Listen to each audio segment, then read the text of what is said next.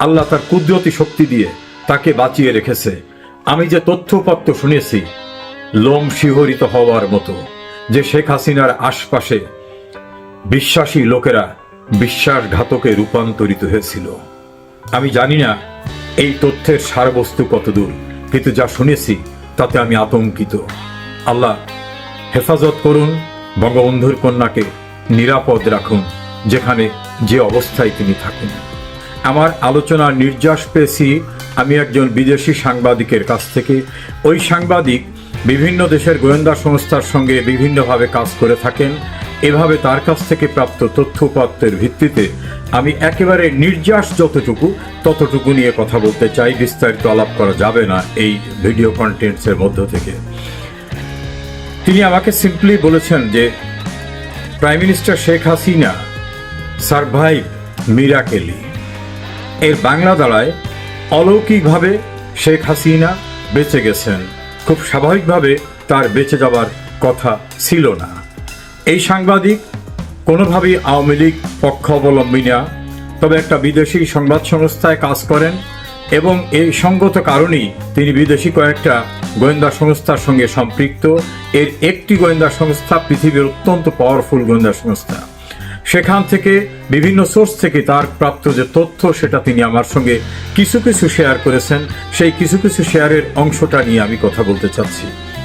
যে শিরোনামটা আমি বললাম যে শেখ হাসিনা কি সুরক্ষিত ছিলেন নাকি অরক্ষিত ছিলেন, তার ভাষ্য অনুযায়ী দীর্ঘ আলাপচারিতার ভিতরে যে 2024 সালের নির্বাচনের প্রায় 6 মাস পূর্ব থেকেই শেখ হাসিনাকে মনিটর করছিলেন বিদেশি প্রভাবশালী একটি ছোট্ট দেশ কিন্তু প্রভাবশালী দেশের গোয়েন্দা সংস্থা, যারা সারা পৃথিবীতে খুব পাওয়ারফুল। তাদের শত্রু যে প্রান্তে থাকে সেই প্রান্তেই তারা আঘাত হানতে সক্ষম হন। এই পাওয়ারফুল দেশটার গোয়েন্দা সংস্থাকে বাংলাদেশে ডিপ্লয় করেছিল আর একটি বড় রাষ্ট্র, এবং তাদের ক্ষেত্র তৈরি করে দেওয়ার জন্য বাংলাদেশে প্রায় 7-8 বছর যাবৎ বিভিন্ন পর্যায়ে কাজকর্ম করত। তাদের একটা দাপ্তরিক অফিস খোলা হয়েছিল, সেই অফিসটা ছিল একটা বিজনেস অফিসের নামে। এই বিজনেস অফিসটা সত্যি কিছু বিজনেসের কাজ করত, পোশাক রপ্তানি, অন্যান্য মাল আমদানি, ব্যাংক বিভিন্ন হিসাব নিকাশ করে একটা মাল্টি ন্যাশনাল কোম্পানি, এবং তাদের চমৎকার একটা অফিস ছিল। তবে সেই অফিসের কাজকর্ম হতো গ্রাউন্ড ফ্লোরে, আর উপরের ফ্লোরগুলো বিভিন্ন গুরুত্বপূর্ণ ব্যক্তিত্বের আসা যাওয়া, এবং বিভিন্ন সময় তারা ডিপ্লোম্যাটিক যে ক্লাব সেই ক্লাবে বসতেন। তবে ক্লাবে তাদের খুব আলাপ আলোচনা হতো না। যেসব বিষয়গুলো নিয়ে আমার কাছে জানতে চেয়েছেন যে শেখ হাসিনা কতটা সুরক্ষিত ছিলেন, প্রথম কথা তিনি বলছেন শেখ হাসিনা প্রতি মুহূর্তে তার ঘনিষ্ঠ মন্ত্রী, দলীয় কর্মী এবং অন্যান্য যারা ঘনিষ্ঠ ব্যক্তিবর্গ প্রশাসনের, তাদের সঙ্গে কথা বলতেন। এই সমস্ত কথাগুলি মনিটর হতো। এই মনিটরিং এর ক্ষেত্রে সবচেয়ে গুরুত্বপূর্ণ জায়গা ছিল টেলিকমিউনিকেশন মনিটরিং সেন্টার। এই মনিটরিং সেন্টারে অতি সূক্ষ্ম কিন্তু হাই পাওয়ার টেকনোলজি সম্পন্ন চিপস তাদের লাগানো ছিল। পরে শেখ হাসিনা এবং তার ঘনিষ্ঠ মন্ত্রী, এমপি, দলীয় নেতা বা প্রশাসনের লোক, এমনকি তার আত্মীয় স্বজনের সঙ্গে তার যত প্রকারের কথা হতো সমস্ত কথাগুলোকে তারা মনিটর করতেন এবং সেগুলো রেকর্ড হয়ে যেত। আর বাংলাদেশের টেলিকমিউনিকেশন মনিটরিং সেন্টার এমন সূক্ষ্ম প্রযুক্তিকে কোনোভাবেই কখনো মনিটর করতে পারেননি। মাঝে মধ্যে ছোট ছোট সাউন্ড হলেও তারা ধরে নিয়েছেন যে এখানকার যে মেশিন সেই মেশিনের কর্মকাণ্ডের সাউন্ড। এবং এই ক্ষেত্রে ওই অফিসে ডিপ্লয় করা হয়েছিল খুবই এক্সপার্ট টেকনিক্যাল একাধিক স্টাফকে, যে স্টাফগুলি কখনোই আওয়ামী লীগের রাজনীতি করে না, কিন্তু দৃশ্যমানভাবে তারা আওয়ামী লীগের টেলিকমিউনিকেশন, শ্রমিক ইউনিয়ন, অন্যান্য ইউনিয়নের কর্মকর্তা হিসাবে বিভিন্ন সময় আবির্ভূত হয়েছেন। এবং একাধিক অফিসার সেখানে ডিপ্লয় করা ছিল, কখনোই তারা এই বিষয়টা কাজ করতে পারেননি। দ্বিতীয় মনিটরিং হয়েছে প্রধানমন্ত্রী বাসভবন এবং তার অফিসের যে সকল দপ্তরগুলোতে তিনি বসতেন, সেই সকল দপ্তরের সকল টেবিলে, সকল জায়গায় যিনি তিনি মুভ করতেন, সব জায়গায় অত্যন্ত হাই পাওয়ার টেকনোলজির এই চিপসগুলো লাগানো ছিল। ফলে তার সমস্ত অ্যাক্টিভিটিসগুলো তারা অনুসরণ করতে পারতেন। তৃতীয়, তার গাড়িতে এবং তার যে গাড়ির গ্যারেজ যেখানে প্রধানমন্ত্রীর গাড়ি রাখা হয়, সেই গ্যারেজে ক্লিনিংয়ের দায়িত্বে যারা ছিলেন, ড্রাইভিংয়ের দায়িত্বে যারা ছিলেন, ঝাড়ু দেওয়ার দায়িত্বে যারা ছিলেন, ড্রাইভার থেকে শুরু করে বিভিন্ন পর্যায়ে, এদের বিভিন্ন পর্যায়ের লোকদের ভিতরে উনি এক্সাক্ট না বললেও বোঝা যায় তাদের ম্যানেজ করে বিভিন্ন জায়গায় এই চিপসগুলো তারা সেট করে রাখতেন, ফলে গাড়ি মুভমেন্টের সময় সমস্ত তথ্যাদি উপাধি তারা পেতেন। প্রধানমন্ত্রীর মুভমেন্টের জন্য যে সকল যন্ত্রপাতি ব্যবহার করত সরকারি গোয়েন্দা সংস্থা থেকে, সেখানে তাদের লোক ডিপ্লয়েড ছিল, কেউ কর্মকর্তা না, ছোট্ট লেভেলের, কিন্তু তাদের সঙ্গে যে চিপস ব্যবহার করা হতো সেই চিপস থেকে কমিউনিকেশনটা সম্পূর্ণরূপে তারা রাস্তায় কোন জায়গায় কখন প্রধানমন্ত্রী আছেন, কোথায় যাচ্ছেন, পথে কি প্রোগ্রাম আছে, সমস্ত কিছু তারা মনিটরিং করতে পারতেন।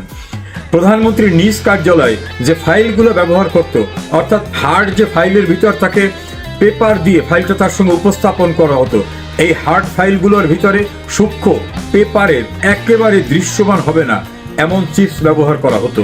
তার টেবিল চেয়ার থেকে শুরু করে দেন তিনি যে সকল প্রোগ্রামগুলো যেতেন, যেখানে ইভেন্ট ম্যানেজমেন্ট চেয়ার টেবিল তৈরি করত, এই চেয়ার টেবিল তৈরির ইভেন্ট ম্যানেজমেন্টের ভিতর যারা ছিলেন, সেখানে কর্মচারীদের ভিতরে তারা বিভিন্নভাবে প্রভাব বিস্তার করে সেখানেও চিপসের ব্যবহার করতেন, যেটা প্রধানমন্ত্রীর নিরাপত্তা বলয়ের দায়িত্বে যারা আছেন তাদের যে মেটাল ডিটেক্টর যেটা দিয়ে তারা পরীক্ষা করেন, এই ডিটেক্টরে কখনোই সেটা চিহ্নিত হবে না। মাঝে মধ্যে ন্যূনতম সাউন্ড হলে তারা ধরে নিতেন যে এটা টেকনিক্যাল ডিফিকাল্টিস। এভাবে প্রধানমন্ত্রীর নিজ বাসভবন, তার অফিস, সংসদীয় অফিস, সংসদের যে চেয়ারে তিনি বসতেন, এবং তার যে বাড়ি টুঙ্গিপাড়া এবং 32 নম্বরে বঙ্গবন্ধু ভবন, এর সর্বত্র হাইলি টেকনোলজির দ্বারা সম্পূর্ণরূপে কাভার করে ফেলেছিল এই গোয়েন্দা সংস্থাটা, যাতে তার অ্যাক্টিভিটিস, তার আলাপ আলোচনা পাওয়া যায়। ফলে পলিটিক্যালি উনি কোন ডিসিশন নিতে যাচ্ছেন, কি কি করবেন, সেই বিষয়গুলো তারা টাইম টু টাইম মনিটর করে তাদের বিকল্প ব্যবস্থা করত। আর তাদের এই বিকল্প ব্যবস্থা মনিটরিংয়ের জন্য হাই লেভেল টেকনোলজির যে অফিসটি, সেটা বললাম যে একটা ব্যবসায়ী অফিস, মাল্টি ন্যাশনাল কোম্পানি, 3-4টা দেশের মিলে একটা কোম্পানির অফিস হিসাবে এটাকে তৈরি করা হয়েছিল বাড়িধারায়। সবাই জানতো বিদেশিদের ব্যবসায়ী অফিস, কিন্তু 5 অক্টোবরের পরে 5 দিন পরে সেই অফিসটির সমস্ত মালামাল তারা পুড়িয়ে ডিস্ট্রয় করে দিয়ে চলে যায়। ওই কোম্পানির এখন সেখানে কোনো সাইনবোর্ড পর্যন্ত নাই, কোনো কর্মচারীও সেখানে নাই। যদি কেউ বাইরে আউটসোর্সিং এর কাজ করতো, তারা সেখানে গিয়ে দেখে এই অফিসের কোনো কিছু নাই। এরপরে যে সবচেয়ে গুরুত্বপূর্ণ বিষয়টি, প্রধানমন্ত্রীর নিরাপত্তা বলয়ের জন্য যারা কাজ করেন, স্পেশাল সিকিউরিটি ফোর্স SSF, আলাদা একটা পুলিশ বাহিনী, DGFI এর যারা কর্মকর্তা এবং ফোর্স, NSI এর এবং পুলিশের স্পেশাল ব্রাঞ্চের, এর ভিতরে তারা দীর্ঘদিন চেষ্টা করে তাদের মনোনীত লোককে ডিপ্লয় করাতে সক্ষম হয়েছিলেন। এই ডিপ্লয়িংয়ের জন্য তারা রিকমেন্ড করাইছেন আওয়ামী লীগের গুরুত্বপূর্ণ নেতা, প্রশাসনের গুরুত্বপূর্ণ ব্যক্তিদের দিয়ে। তারাও হয়তো বুঝতে পারেন নাই যে আমি কাকে অনুরোধ করতেছি। এভাবে অনেক বিশ্বস্ততার জায়গাগুলিতে পিয়ন থেকে শুরু করে constable, officer, field officer, reporting officer, এরকম ভাবে তৈরি করা তাদের লোকগুলি ঘিরে ছিল সর্বত্র। দেন তার নিরাপত্তার দায়িত্বে যারা ছিলেন, একেবারে গেট থেকে গণভবন, প্রধানমন্ত্রীর কার্যালয় সহ সকল গেটে গভীর রাতে গেটটি যিনি তার বাসার বন্ধ করে দিতেন, সেই বন্ধের সময়ও চেকিং হতো যে অ্যাক্টিভিটিসটা কি হচ্ছে। আর বাংলাদেশে মেটাল ডিটেক্টর দিয়ে যেগুলো চিহ্নিত করা হয়, ডিটেক্ট করা হয়, সেগুলি এত মান্ধাতামূলের, এবং সেগুলো যারা অপারেট করেন তারা ক্ষুদ্র একটি শব্দ হলেও সেটা যে আরো ডিটেক্ট করা দরকার, সেটা কখনো তারা কল্পনা করতে পারেননি। এমনভাবে সূক্ষ্ম টেকনোলজি তারা ব্যবহার করেছেন। প্রধানমন্ত্রীর ব্যক্তিগত ব্যবহার্য যেসব এরিয়া, সেই এরিয়া পরিষ্কার পরিচ্ছন্নতার দায়িত্বে যারা ছিলেন, তাদের মধ্য দিয়েও তারা বিভিন্ন জায়গায় বেসিনের নিচ প্রান্তে, টেবিলের নিচ প্রান্তে, টয়লেটের নিচে, এমন সব জায়গায় বিভিন্নভাবে ডিভাইস সেট করেছেন, যেটা শুনলে অবাক হওয়ার মতো কথা। এবং এর মাধ্যমে তারা বলছেন যে বাংলাদেশে তাদের একটা গেটওয়ে ছিল, প্রধানমন্ত্রী রিলেটেড বিষয়গুলো ওই গেটওয়েতে যেত, গেটওয়ে থেকে তারা চেক করে সেইখান থেকে বাইরে পাঠাতো। এখানে একটা পার্ট হতো, সেখান থেকে কোনো রকম এলোমেলো হয়ে গেলে, অস্পষ্ট হয়ে গেলে সেটাকে আবার শক্তিশালী করে তারা আবার ট্রান্সমিট করতো কনসার্ন এরিয়ায়। এভাবে প্রধানমন্ত্রীর সমস্ত বলয়গুলি তাদের টেলিকমিউনিকেশন মনিটরিং এর আওতায় তারা নিয়ে আসে। দ্বিতীয় নিয়ে আসে NSI, DGFI, special security force, president guard regiment এবং প্রধানমন্ত্রীর কার্যালয়ে যারা অন্যান্যভাবে দায়িত্ব পালন করেন। তার ভাষ্য মতে এর গুরুত্বপূর্ণ অনেকেই সরাসরিভাবে সহায়তা করেছে শেখ হাসিনা বিরোধী আন্দোলনে এবং তার মুভমেন্টে। নেক্সট, যারা বিভিন্ন কারণে তার উপর অখুশি, হয়তো একজন সচিবকে গুরুত্বপূর্ণ পদায়ন হয়নি, একজন সামরিক কর্মকর্তা গুরুত্বপূর্ণ পদায়ন পাননি, পুলিশ কর্মকর্তা পাননি, এনএসআই কর্মকর্তা পাননি, একজন নমিনেশন পাননি। এই সকল ব্যক্তিদের সঙ্গে বিভিন্নভাবে সম্পর্ক গড়ে তুলে গদগদ করে তারা সমস্ত কথা বলে দিচ্ছেন। কোথায় কি সমস্যা আছে, কি কি হচ্ছে, সমস্ত তথ্যপত্র তাদের কাছ থেকে নিয়েছেন। এবং তাদের কাছ থেকে যে তথ্যপত্র নিয়েছেন, তারা হয়তো কল্পনাও করেনি যে তার যে কথোপকথন, এই সমস্ত কথোপকথনটা যিনি কথোপকথন করছেন তিনি নিজেকে হয়তো পরিচয় দিচ্ছেন ইন্ডিয়ান একটা বিশেষ সংস্থার, রাশিয়ান বিশেষ সংস্থার, আমেরিকার বিশেষ সংস্থার, অথবা অমুক দেশের তিনি বাংলাদেশের এজেন্ট। বিভিন্নভাবে সব কথোপকথনগুলো তিনি রেকর্ড করে নিয়েছেন এবং তার প্রতিপক্ষ যারা, তারা আবার কি বলে সেই বিষয়গুলো তারা তথ্যপত্র সেখান থেকে সংগ্রহ করেছেন। প্রধানমন্ত্রীর বিভিন্ন দপ্তরে, সেনাবাহিনীতে, ডিজিএফআই, এনএসআই, পুলিশে যারা বিভিন্ন সময় কাজ করে রিটায়ার্ড হয়ে গেছেন, তাদের সঙ্গে সখ্যতা গড়ে তুলে সেখান থেকে তথ্যপত্র সংগ্রহ করেছেন। যে সকল মন্ত্রী এমপিরাও নানাভাবে কষ্ট পেয়েছেন বলে মনে করে, সেই ব্যক্তিদের কাছ থেকেও তথ্যপত্র তারা সংগ্রহ করেছেন। আর প্রধানমন্ত্রীর কার্যালয়ে ফুল টাইম নিরাপত্তার দায়িত্বে যারা ছিলেন, সেখানে সুকৌশলে তাদের লোককে তারা প্রবেশ করিয়েছিলেন। এবং তার ভাষ্যমতে 5 আগস্টের প্রায় 2 সপ্তাহ পূর্বে স্নাইপার গণভবনে প্রবেশ করেছিল। এই স্নাইপার দিয়ে প্রতি মুহূর্তে দূর দূরান্তে সবকিছু মনিটর করা হতো এবং সেই মনিটরিং যে রেকর্ডটা, সেই রেকর্ডটা আবার কনসার্ন যারা ডিপ্লয় করেছে তাদের কাছে চলে যেত। এভাবে গণভবনটাকে, প্রধানমন্ত্রীর কার্যালয়কে এবং তিনি যেখানে প্রোগ্রাম করবেন সবটাকে মনিটর করা শুরু হলো নির্বাচনের 6 মাস পূর্ব থেকে, এবং নির্বাচনের পরে বেপরোয়াভাবে এই কাজগুলি করেছে। আর পলিটিক্যাল এরিনার লোকরা যাতে ঘনিষ্ঠ হতে না পারে, সেজন্য সুকৌশলে প্রশাসনের বিভিন্ন বাহিনীর তাদেরকে প্রাধান্য যাতে থাকে, সেজন্য তাদেরকে উদ্বুদ্ধ করা হয়েছে। আর একটি কথা তিনি বললেন, যে সকল কর্মকর্তারা বিদেশে ট্রেনিংয়ে যেতেন, পুলিশ, র্যাব, আর্মি, প্রশাসনের, তারা বিদেশে যাওয়ার পরে মনিটর করা হতো কে কোন দেশে যাচ্ছেন। সেখানে তাদের সঙ্গে কথা হতো, তাদের অনেককেই সেখানে ম্যানেজ করা হতো, তাদের বড় বড় গিফট করে দেওয়া হতো, যে গিফট অস্বাভাবিক গিফট। সেই গিফটের মধ্য থেকে তাদের কাছ থেকে কি অবস্থা সরকারে, কেমন চলছে, দরদের সঙ্গে মানে পক্ষাশ্রিত অবস্থায় নিয়ে কথা বলে সমস্ত তথ্যপত্র উদ্ধার করা হতো। আর ধীরে ধীরে তাদের সঙ্গে রিলেশন করে তারা দেশে ফিরে আসার পরেও তাদের সঙ্গে কথোপকথনের ভিতর থেকে তথ্যপত্র নিতেন।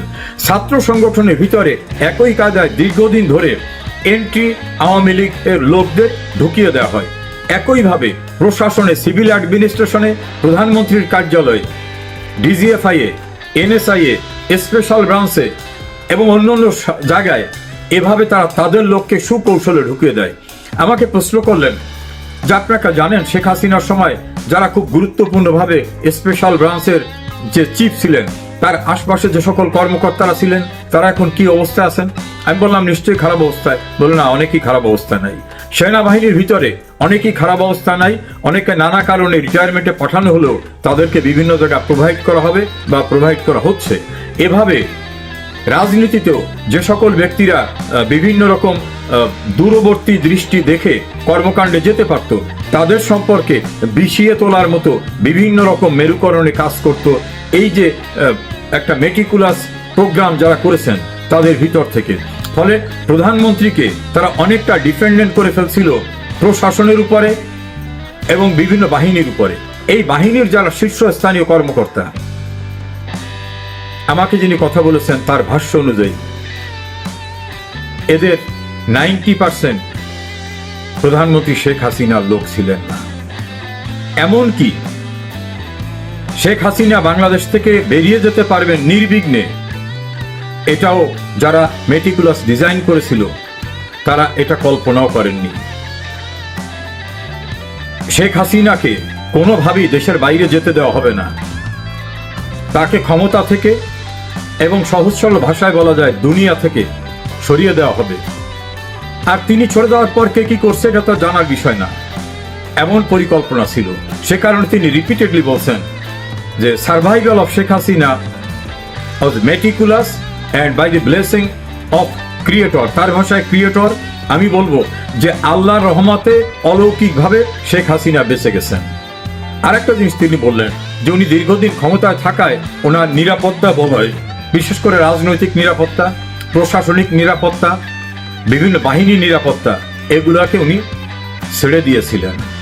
কোনো বিশেষ কেয়ারিং হয়নি, পরীক্ষা নিরীক্ষা হয়নি যে যে লোকটি বিদেশে যাচ্ছে তার সঙ্গে কার কথা হয়, ওনার সিকিউরিটির দায়িত্বে যারা আছে ওর টেলিফোনে কোথায় কার সঙ্গে কথা হয় সেগুলো কি কখনো মনিটর হয়েছে? ওনার অফিসে গুরুত্বপূর্ণ পদে সিভিলে যারা আছে তার ফ্যামিলি মেম্বাররা তাদের টেলিফোনে কার সঙ্গে কথা বলেন, তার বাসায় কারা বেড়াতে আসেন, তারা কার বাসায় যান সেখানে কি আলাপ আলোচনা হয়, তাদের কি মাইক্রোস্কোপিক ওয়েতে খেয়াল করা হতো? উনি বিশ্বাস করেছেন, বিশ্বাসের উপর রেখেছেন। এই বিশ্বাসীরাই যখন ঘাতকের ভূমিকা অবতীর্ণ হয় তখনই কিন্তু তাদেরকে বলা হয় বিশ্বাসঘাতক। তার ভাষ্য মতে শেখ হাসিনা অলৌকিকভাবে বেঁচে গেছেন। আর যদি আধা ঘন্টা দেরি হতো তাহলে যে হেলিকপ্টারে উনি উড্ডয়ন করেছিলেন সেই হেলিকপ্টারও ভূপাতিত হয়ে যেতে পারত, এটাই স্বাভাবিক ছিল। আর স্নাইপার নিয়ে যারা ছিল তারা স্নাইপার দিয়ে শুধু ছবি তোলার জন্য ছিল না, স্নাইপারের মাধ্যমে তারা কাজ করার জন্য ট্রেইনড আপ ছিল। এবং এই স্নাইপার গণভবনে প্রবেশ করেছে 5 তারিখে না, তার পূর্বেই গণভবনের ভিতরেই ছিল এবং সর্বত্রই তারা বিরাজমান ছিল। এই ভিতরে ঢুকে সবার সঙ্গে মিশে শেখ হাসিনার আস্থা অর্জন করে উনি বললেন যে ওনার ফাদারের হিস্ট্রিতে দেখা যায় তিনিও যাদেরকে বিশ্বাস করতেন শতভাগ বিশ্বাস করতেন, কিন্তু একটু দায়িত্বশীল জায়গায় যাওয়ার পরে যে এই বিশ্বাসী লোকগুলোকে যে মনিটর করতে হয়, স্তরে স্তরে তাদেরও যে পরীক্ষা করতে হয়, সেই পরীক্ষা নিরীক্ষা কি তাদের হতো? ওনার যারা ডিউটি করতেন গতানুগতিকভাবে তারাই ডিউটি করে গেছেন, তাদের কি পরিবর্তন করা হয়েছে? নিত্য নতুন লোক আনা হয়েছে, সেই লোকদের পরীক্ষা করা হয়েছে, তাদের ব্যাকগ্রাউন্ড কি এগুলো পরীক্ষা করা হয়েছে? সবকিছু মিলে তিনি আরো কিছু ভয়ঙ্কর কথা বললেন। সেই কথাগুলি পাবলিকলি বলা সুখকর হবে না, সে কারণে বললাম না। তবে তার বক্তব্য রাজনৈতিকভাবে তিনি নির্ভরশীল হয়ে পড়েন নাই অনেকের উপরে, তিনি যাদের উপর নির্ভর করছেন তারাও অনেকে সেই রকম যোগ্যতা ছিল কিনা, অথবা তারাও বিরক্ত ছিল কিনা, অথবা তাদের দূরদৃষ্টি ছিল কিনা। প্রশাসনে যাদের উপর নির্ভর করেছিলেন তারা সুকৌশলে বিরাজনীতিকরণের দিকে যে তাদের মধ্য দিয়ে সবকিছু হোক এরকম চিন্তা চেতনা করছেন। বিভিন্ন বাহিনীর কর্মকর্তারা এমনকি ডিজিএফআই এবং এনএসআই এর ব্যাপারে সুনির্দিষ্ট করে বলছেন সেখানে টপ লেভেলে যারা ছিলেন এর অধিকাংশ ছিলেন এন্টি শেখ হাসিনা সেন্টিমেন্টের লোক, কিন্তু তারা তীব্রভাবে আওয়ামী লীগ করে সেখানে অবস্থান টিকিয়ে রেখেছিলেন এবং তাদের রিকমেন্ড কাদের দিয়ে করানো হবে সে ব্যবস্থাও করানো হয়েছিল। এভাবে তার ভাষ্য অনুযায়ী শেখ হাসিনা কার্যত সুরক্ষিত ছিলেন না, রাজনীতিতে না, প্রশাসনে না, ল এনফোর্সমেন্টে না, বিভিন্ন বাহিনীতেও না। তিনি ছিলেন সম্পূর্ণরূপে অরক্ষিত। তবে কোনো না কোনো কারণে তিনি অলৌকিকভাবে বেঁচে গেছেন। আমার বক্তব্য হয়তো তিনি অনেক ভালো কাজ করেছেন, সে কারণে অলৌকিকভাবে